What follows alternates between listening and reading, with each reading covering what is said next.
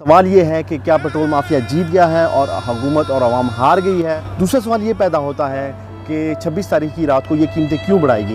वही माफिया जो 75 रुपये पे नहीं बेच रहा था आज वही मुनाफे के साथ 100 रुपये पे बेचेगा। आप देखिएगा एक भी पेट्रोल पंप पे आपको कहीं भी शार्टेज नहीं मिलेगी। मैं खुद भी पीटीआई का सपोर्टर रहा हूँ, हमने वोट दिया है।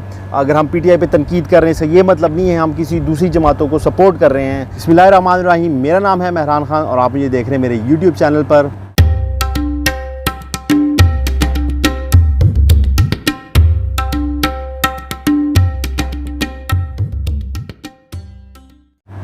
काफ़ी अरसे बाद मैं वीडियो पोस्ट कर रहा हूँ अपने चैनल पर, क्योंकि आपको इस तरह पता है सारी इंटरनेशनल फ़्लाइट्स बंद हैं और लोकल भी कोई इवेंट्स नहीं हो रहे। तो हालात हाज़रा पर मैंने कहा आपके साथ कुछ वीडियो शेयर की जाएँ। एक दो दिन से आपने पाकिस्तान में देखा किस तरह पेट्रोल माफिया जीत गया और आवाम और हुकूमत हार गई। पेट्रोल की नई कीमतें 74 रुपये से बढ़ाकर 100 रुपये से ऊपर कर दी गई और 25 रुपये से ज़्यादा का बोझ आवाम पर डाल दिया गया। इस वक्त सोशल मीडिया पर और हर जगह पर काफ़ी आवाम में गम गुस्सा पाया जाता है। एकदम इन्होंने वक्त बदल दिया, जज्बात बदल दिए, जिंदगी बदल दी। हो भाई, मारो मुझे, मारो मारो मुझे, मारो मारो।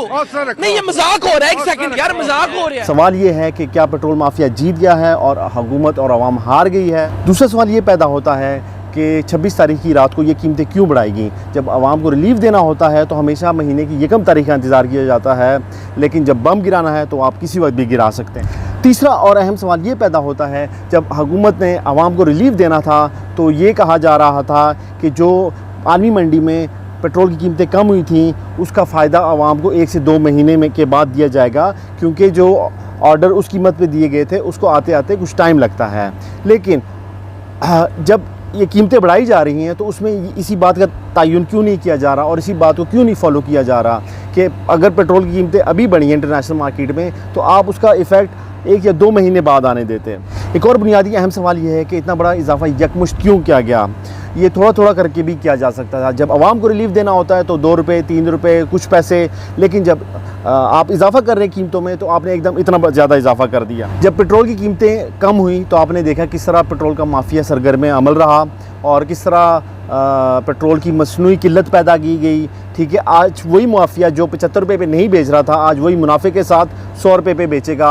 आप देखिएगा एक भी पेट्रोल पंप पे आपको कहीं भी शार्टेज नहीं मिलेगी और हर जगह ये वाफिर मिकदार में होगा। इस्लामाबाद हाई कोर्ट ने ये डिसीजन तो दिया है कि वो अभी इन्वेस्टिगेशन जारी रखेंगी, लेकिन ये पता नहीं कब तक इन्वेस्टिगेशन इसकी आएगी और अदलिया इससे क्या फ़ैसला करेगी।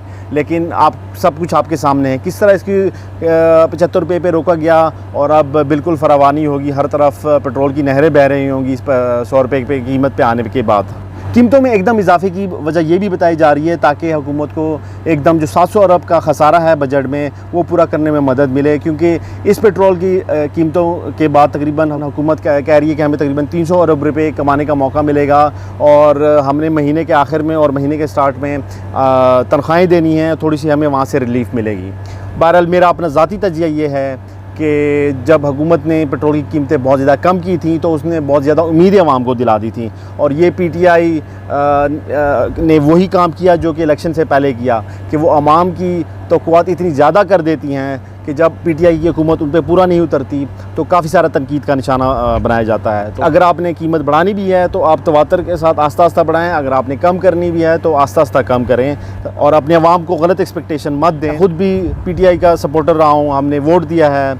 अगर हम पीटीआई पे तनकीद कर रहे हैं इससे ये मतलब नहीं है हम किसी दूसरी जमातों को सपोर्ट कर रहे हैं। दूसरे सपोर्टरों में और हम जैसे पीटीआई के सपोर्टर में फ़र्क है कि जहाँ तनकीद नज़र आएगी हम उन पर तनकीद भी करेंगे और हुकूमत को इस्लाही मशवरा भी देंगे।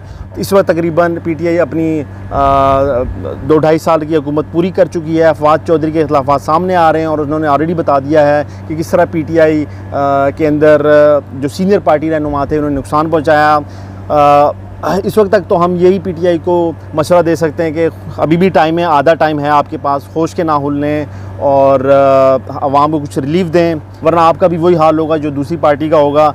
हम ये नहीं कह रहे कि इनसे पहले वाले थे वो अच्छे थे, लेकिन हम ये कह रहे हैं कि जो पीटीआई कर रही है वो भी मोरलेस वही कर रही है जो पिछली हुकूमतें कर रही थी और इनमें कोई फ़र्क नहीं है।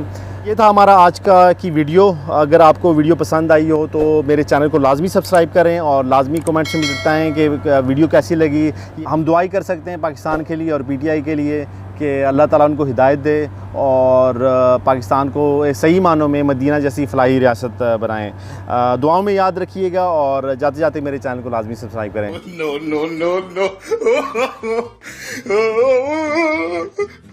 No.